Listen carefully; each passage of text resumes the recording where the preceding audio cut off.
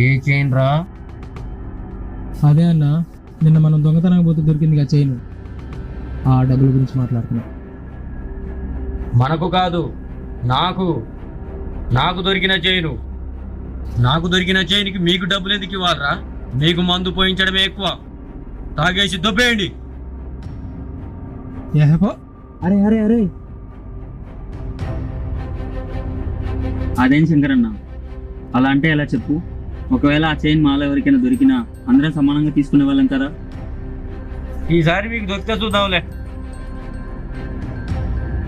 అలా అనడం కరెక్ట్ కాదన్నా. అదే మేము పోలీసులకు దొరుకుంటే వాళ్ళ చేతులు చాదబులు తినేటోళ్ళం కదన్నా. పోలీసులు ఎవరి చేతులు చైన్ ఉంటే వాళ్ళని కొట్టరు కదన్నా. దొంగతనానికి పోయినట్టు ప్రతి ఒక్కరు దొంగ అన్న. అందరినీ సమానంగా కొడతారు. చైన్ నీకు దొరికితే మాకు సంబంధం లేదా అన్న? న్యాయంగా చూస్తే మాకు కూడా చైన్లో హక్కు ఉందన్న.